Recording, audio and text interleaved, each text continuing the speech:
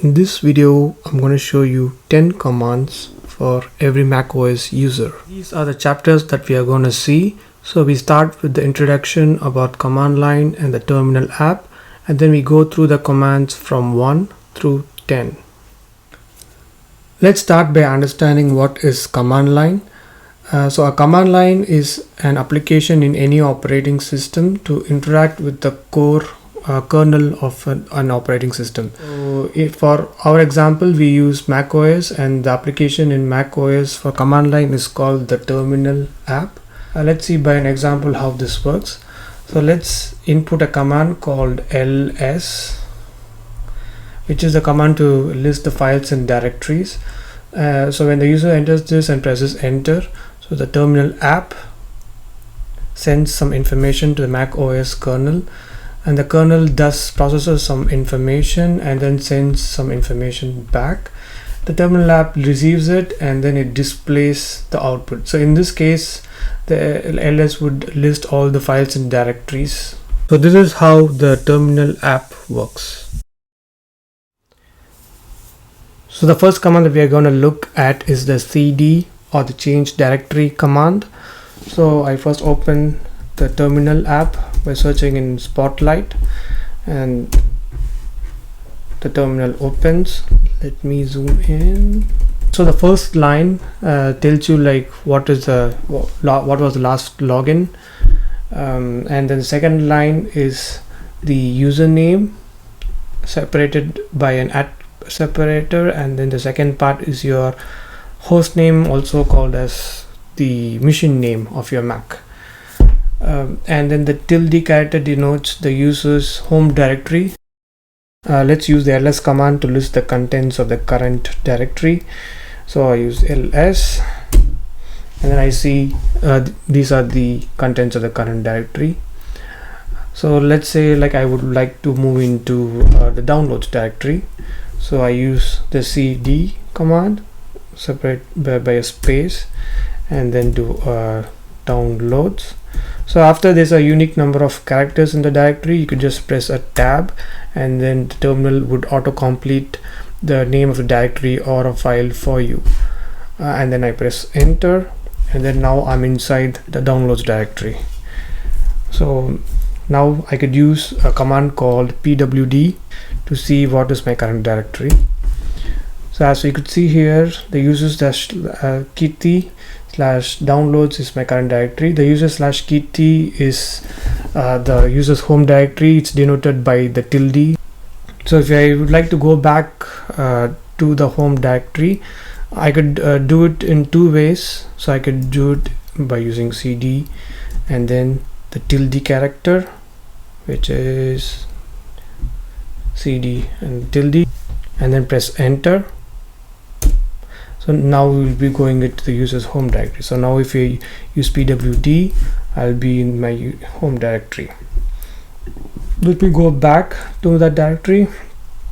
So cd downloads, and then so the other way is to use the cd space minus command. So the minus command would only work if the last visited directory is your home directory, and the purpose of cd minus is that like when you use that command, it would go to the last visited directory. So in our case, it's the home directory, so I use cd minus, and then it goes back to the home directory. So this is the cd command. The next command that we are going to see is the mkdir and the rmdir commands. So these commands are used to make or remove a directory. So let's say if I want to create a directory named test, so I first type mkdir space the name of the directory that I want to create. So let's say I want to create a directory named test. So I use the ls command to list the contents of the directory. So now I have a directory named test. So if I want to remove directory, so I use rmdir command space the name of the directory that I would like to delete, which is test. And then if I do an ls, so the test directory which is day before is gone after I executed the rmdir command. There's one caveat on using the rmdir command, If a directory contains a file, then this would not work. So let's say I want to delete this directory, which is test dash directory. So if I look at the contents of the directory, so by using the ls command and then the name of the directory that I would like to look. So ls without any parameters would show you the contents of the current directory, but when you pass in a directory as a parameter, the parameter I mean as a like after the ls space, then it will list the contents of that directory. So I have this sumfile.txt in this directory. So now if I try to use rmdir command to delete this directory, it would not delete and it will tell me directory not empty. So in this case, it's good to use the rm command. When you're sure that if you want to delete the whole directory, then you do an rm dash r stands for recursive and f stands for force. Then I use the test dash directory, and then now the directory is gone. So if you do ls, the test directory which was there before is now gone. So this is the mkdir and the rmdir commands. The touch command is used to create a file or modify the timestamp of the file. So let's see how that works. So if I want to create a file named test.txt in my current directory, which is my home directory, so I use the command touch space the name of the file that I would like to create. So let's say I would like to create a file named test.txt at x file, and then I press enter. So a file with this name should be created. So I could see this by using the ls command. So there's a file called test.txt now created. Let's say I want to modify the timestamp of the file when it was last modified. So to see the current timestamp of the file, you use the ls command and you pass in the options by using dash and then lrt. So now we see like the timestamp of the file is October 3, 1922. So let's say for some reason I want to modify the timestamp of the file to my current time. So I use the touch command again on the same file. Test.txt is pressed on tab and it auto completed, and then I press enter, and then now I do ls-lrt again. And then now if you see the timestamp changes to the current time, which is 1923. The next command that we are going to see is the ls command. So as we have seen in the other examples, ls is used to list the contents of the current directory, but we could also do more with ls. For example, by default in Finder or in Terminal, the hidden directories or files doesn't get listed. The name of a hidden file or directory starts with a dot. So how do we see that? We use ls space dash a command. So dash is not the option, and then a is the name of the option. So ls dash a would give you all the hidden directories or the files of the current directory. You could do more with ls by using the ls-l command that lists the information about the directories and files. Press enter, and then we see the current, if it's a directory or the file can be seen from the first character. So these are all directories, and the last one that we recently created, the test.txt, it doesn't have d, which means it's a file, and then the rest denotes the user permissions. This specifies like the user name, like who owns the file, and this is the group names, and I'm guessing this is the size of the directory, and this is the timestamp when it was last modified. So modified means like if it was even created or updated, so that would denote all these. So this is the ls command. The next command that we are going to look at is the open command. The open command is used to open directories, files. So let's see that in practice. So to use the open command, we type open and space followed by the file or directory So let's start with opening the current directory. So I do a dot. So a dot always refers to a current context whenever you use it in the terminal. So I press enter, and then now I get the current directory in the Finder. So why the Finder app is because the open command uses the system's default application to open the directory. So the system's default application is the Finder app. So same thing goes to opening a file. So let's open the file named test.txt using the open command.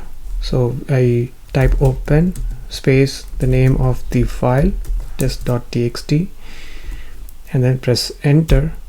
So by default it opens in text edit app, but let's close this and see if I want to open using an application called Atom.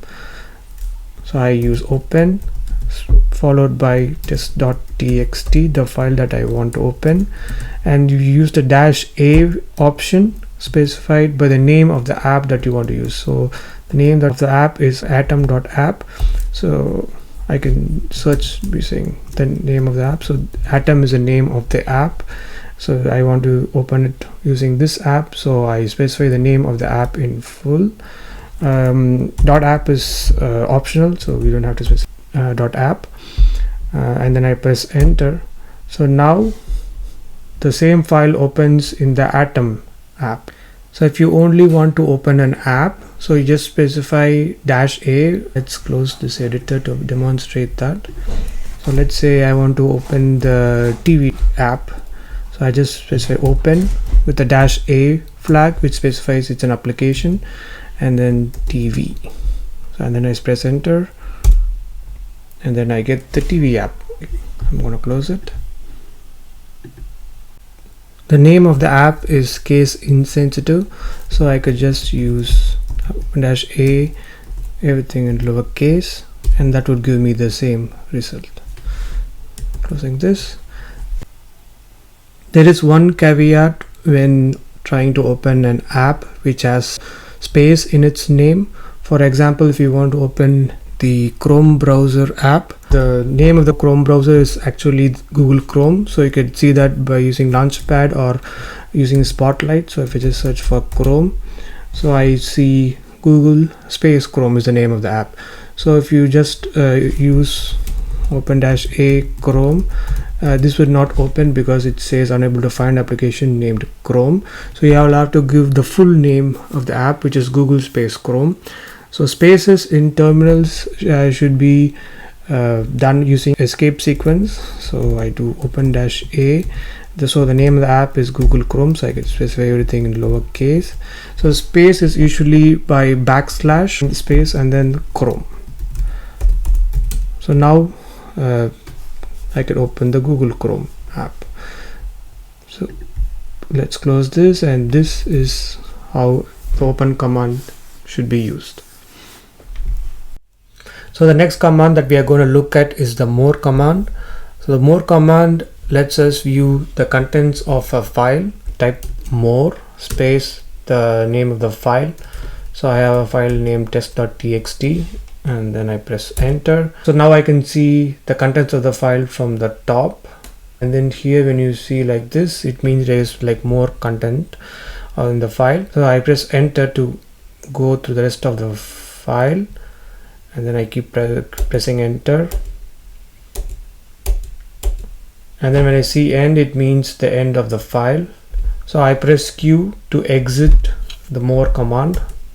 So we could also use the cat command, but that would output the entire file. So the advantage of using more command is it would show you from the top of the file, and then we could scroll through the file, and then you could press Q whenever you want to exit the more command. The more recent update is to use the less command. Less is more equivalent to the more command, but it's like the new command. It loads only the part of the file instead of loading the whole file. So I could use the less command to view it. and then it gives the same output as the more command, but in the background it would take less memory than the more command. The next command that we are going to look at is the mdfind command. So as the name suggests, the mdfind command is used to search for files, directories, or even the contents of the file. So we type mdfind space the name of the file or directory. So let's start by typing a file called bash.txt. So I know there's a file called bash.txt, but I don't know where is it in my file system. So when I press enter, so this would show me the path of the file. So I can just easily go into my file system and then locate the file.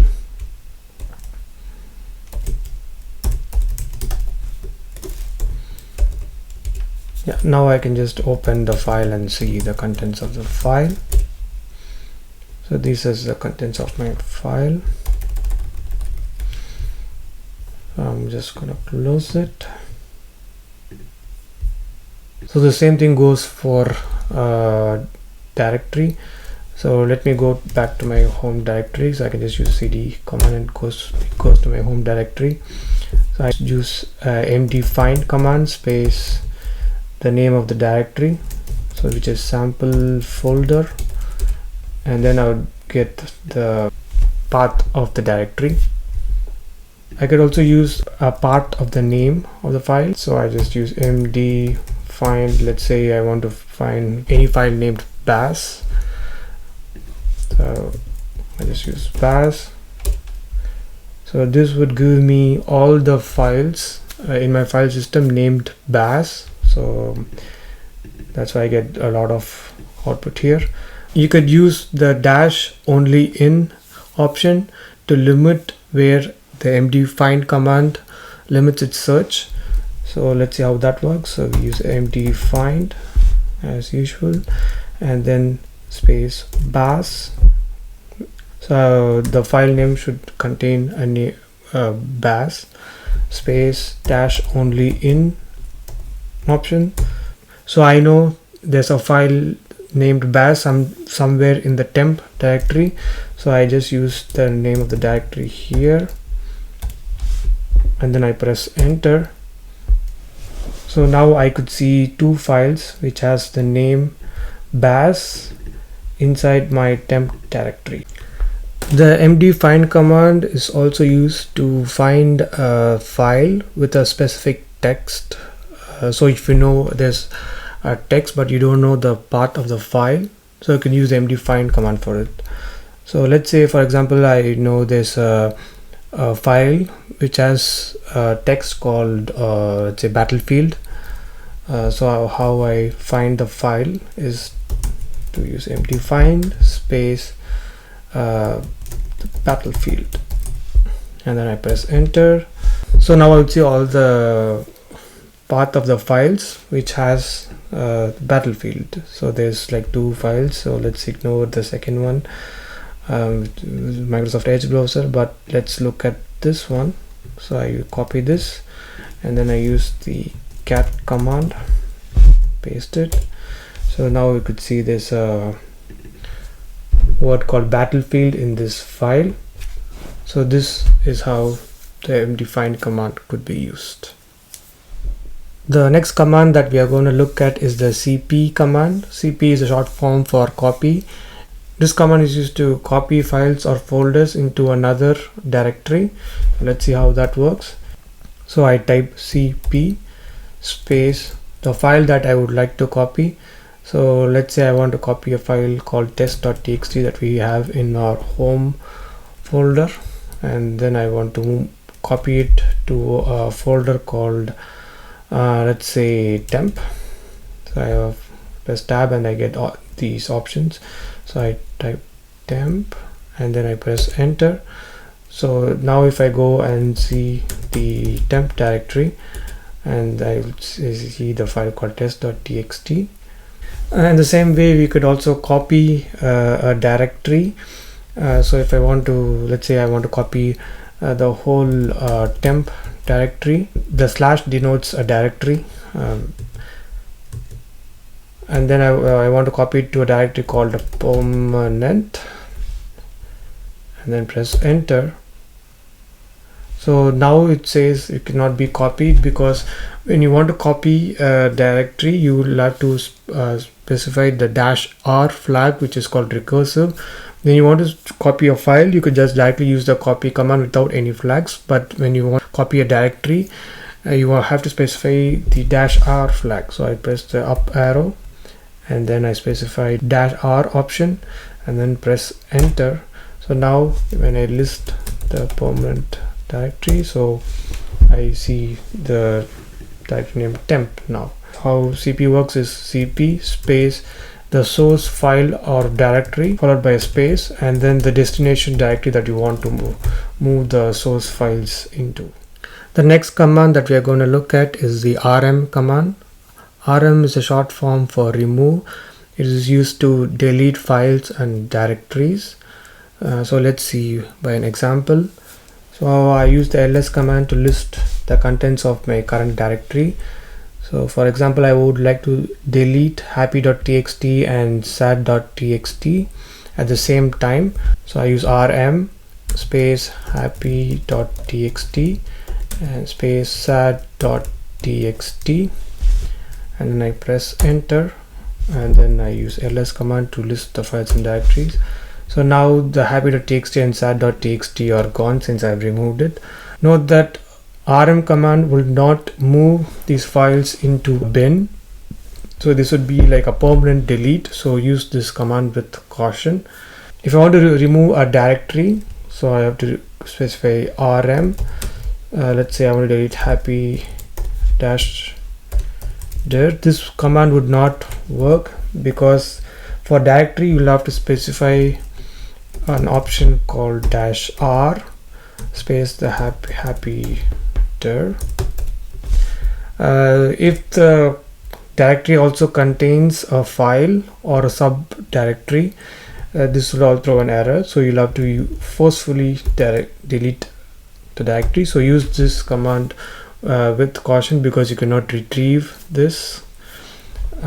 So I press enter now, and then now I type ls, and then the happy-dir is gone. So this is the rm command. The next command that we are going to look at is the grep command. So grep command can be used in two ways. So the first way is to use it as a standalone command, and the other way is to use it in conjunction with another command. So let's see how that works. So I am in a directory called sample folder. So let's look at the contents of the folder. So I have these files in my directory, and let me output what is in bash.txt. So I have these contents. So let's say I want to find the lines with the text that has game in it. So what I could do is I use the grep command.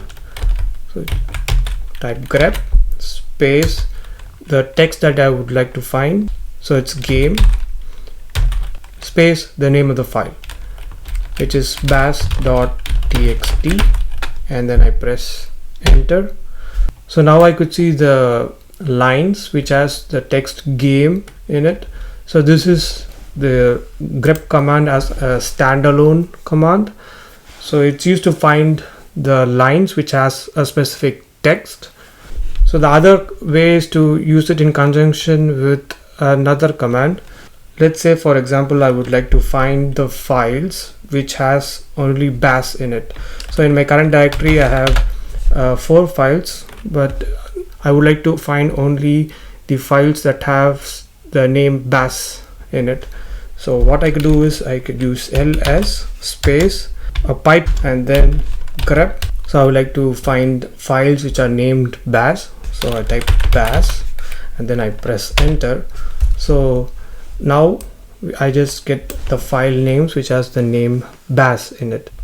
So what happens is ls pipes its output to the grep operator, and then grep finds the text that has the name bash in it. So that's why we get these two files. The grep command can also be used to find text in multiple files. So let's say I want to output the lines which has the text game in all the files in my directory. So what I could do is I could type grep space the text that I would like to find, which is game, and then I do a dot, which means it's the current context of the directory. Since it's a directory, we should be using -r, which is recursive. So this is needed to recurse through the directory, and then I press enter.